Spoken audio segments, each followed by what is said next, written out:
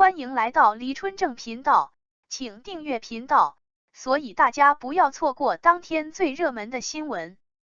我们今天的时事通讯包括以下内容：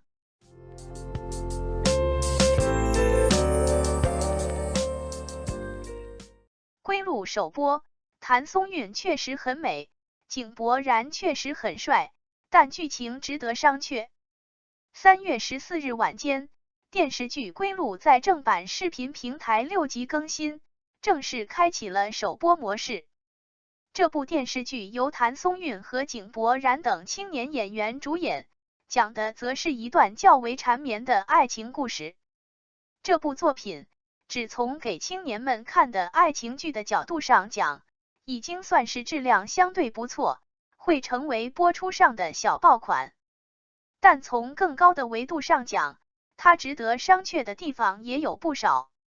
归路当中，谭松韵的娃娃脸真的可以实现一种全民初恋的感觉，而因为这张脸的存在，谭松韵在归路当中真的可以实现怎么演都是对的这种普通演员无法实现的境界。这张脸可以在大量的爱情剧当中通吃，上一个如此通吃的还是那些年当中的陈妍希。初恋脸只要找对了爱情剧，就一定会产生神奇的效果。井柏然方面则一如既往的帅气，这是爱情剧当中的标配。外加上井柏然在剧作当中饰演的角色也是自带高大威猛光环的，所以免不得实现了演员和角色的双重光环效应。对于广大的青年女性观众而言，看这样的爱情剧则更容易实现恋爱移情效应。尤为值得注意的便是，咱们很多女性剧迷已经到了痴迷爱情剧，甚至于不愿意自己出去谈恋爱，只愿意看偶像在影视剧、综艺当中谈恋爱的程度了。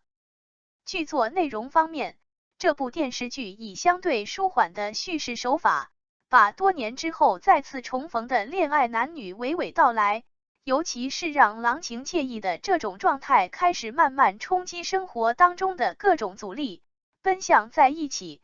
这样的剧情模式真的是对准了大量青年女性观众们的恋爱剧审美口味。如是这些都是这部电视剧能够成为收视率和播放数字上的小爆款的基础保障。接下来我们聊一些值得商榷的内容。首先，从普通观众的角度上讲，这部电视剧的叙事太平庸了，甚至于是平铺直叙的，这就造成了这部电视剧的故事属性不足。老编这一代人也是看着爱情剧长大的，但我们那个时代看的是琼瑶老阿姨。琼瑶老阿姨也是爱情剧的高手，但她会讲故事，狗血也罢，烂俗也罢，但至少故事性极强，大起大落的。所以对于我们这批中老年观众而言，爱情剧也要有起承转合、大起大落的故事，这是追剧的前提要求之一。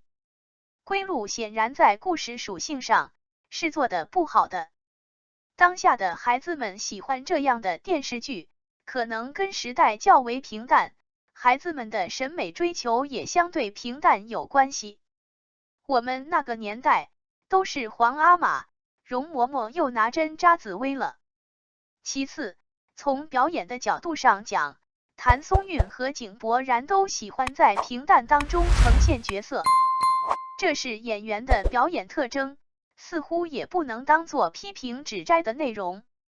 所以我这里用到了商榷二字。我们这批中老年观众看过大量的类似久别重逢的爱情电影、电视剧，知道男女主角这种多年未见之后依旧内心有深情的状态，以往的影帝、影后级别的演员们是怎么表演的，所以会觉得谭松韵和井柏然的表演寡淡。在我看来，归路当中饱含深情却多年未见之后的久别重逢，谭松韵和井柏然的表演都有点置身事外的意思，仿佛角色故事和演员关系不大。这可能是导演故意采取的一种表演手法。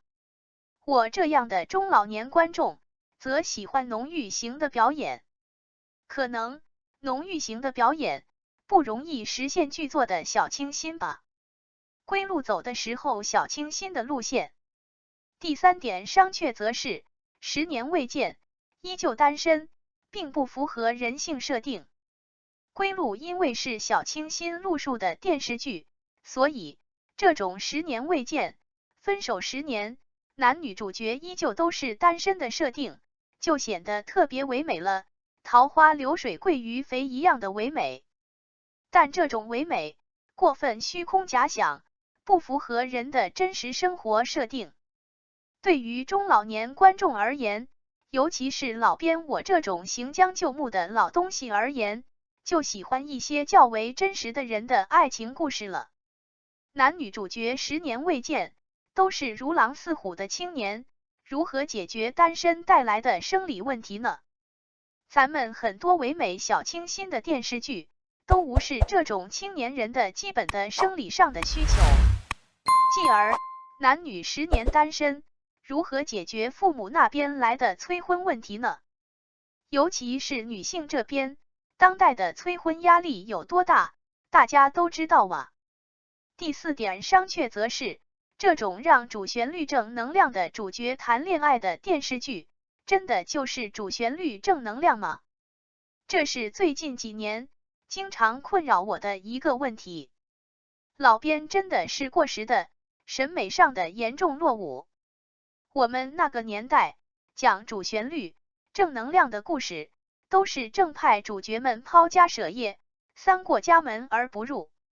而最近几年出现了大量的爱情剧内容，都是主旋律正能量的男主角干着保家卫国的大事情，继而就开始谈恋爱了。我疑惑了，我们年轻的时候讲伟大的夫妻，都是舍小家为大家的，怎么到了现在，这批孩子都打着大家的名义去搞自己小家的谈恋爱去了呢？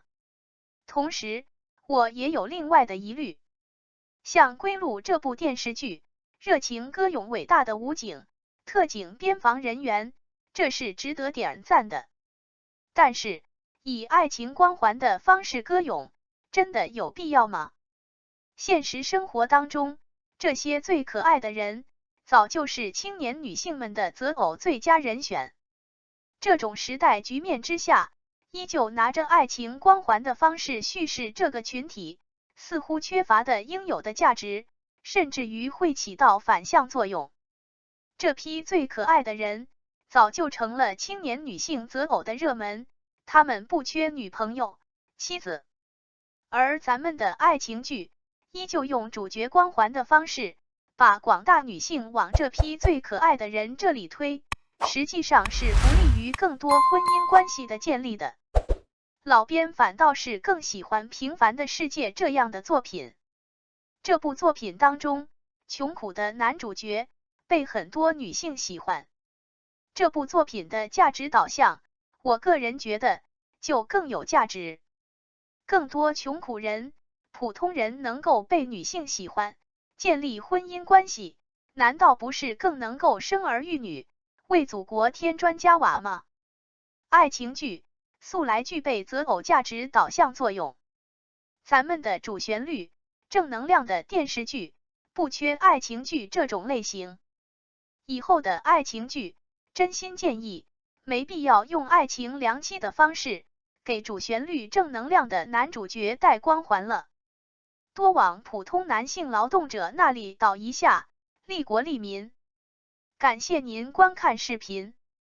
如果您觉得本时事通讯有用，请不要忘记点赞、评论和订阅。